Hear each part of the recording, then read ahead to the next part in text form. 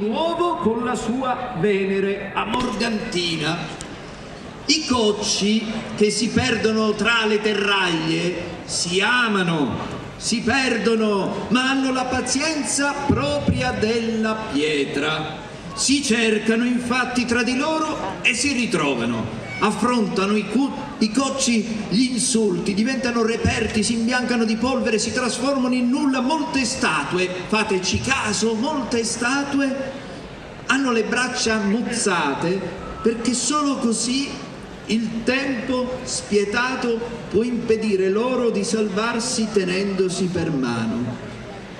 Barbablù è chiamato così per via dei suoi riccioli dalla barba colore turchese. Oltre alle braccia ha avuto tolto il petto, le gambe, i calcagni, le dita, insomma tutto ha dovuto dare impegno fuorché la testa. Barbablù, blu di barba ma rosso di capelli, è ridotto ad avere solo la nobile capoccia, però è già sufficiente per prendersi i baci della sua Proserpina, che l'ha preceduto nel viaggio fino al museo archeologico di Aidone. E la testa dunque torna in Sicilia e ritrova la sua Proserpina, e chissà perché i ladri, scavatori che trovano sempre agio, modo e ricette, per questa testa la vendettero a una cifra di $500.000, poi inestimabile ovviamente il valore della Venere. Magari sì, il dio Hermes aiuta i predoni di cocci, e però la primavera sa il fatto suo. Ade, che tutto ha dovuto dare, ha lasciato un ricciolo della barba, un nulla blu diventato poi una mollicuzza di riconoscimento. Sapete come si scoprì che Barbablù fosse lui? Per via di questo ricciolo di ceramica. Era stato trovato negli scavi clandestini ed è riuscito a diventare tramite di un agguato amoroso. Allora la testa è collimata e si è capito da dove proveniva, e quindi si è chiuso il cerchio del destino, perché i cocci tornano sempre, e il loro affacciarsi nella piana di Core sveglia la magia dove tutti cercano un finale per dirsi ciao e non lasciarsi mai più nel mare grande tutto di grano. Ora, signori, che Barbablù sia tornato a casa dalla sua Venere è il coronamento di un amore forte più di ogni dispetto del destino, perché i cocci fanno di tutto per stare insieme in due, e la colonna sonora è una sola: Cocciu d'Amuri, il Lello Analfino.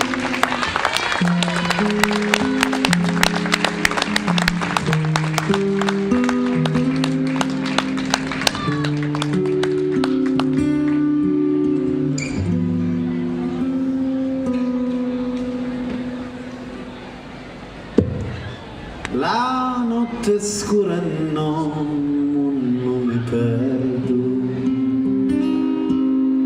come un'armuzza appena vai cercando le tue bellezze che fecero danno, e fai toccare fuoco, io non capisco niente, la testa è sempre china di pensieri, senza l'occhietto tu non posso stare, lo cuore batte forte se tu mi rapi porti di questo paradiso e la follia. Vedi nell'occhio tuoi due stelle, che la luce non mazza capire,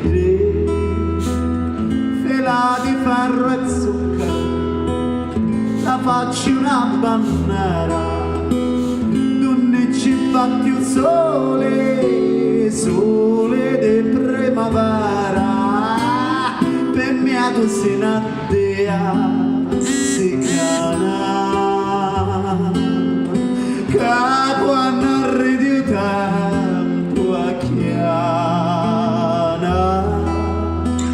io bagno presso a te, io ride poesia, che fa poesia riomusa.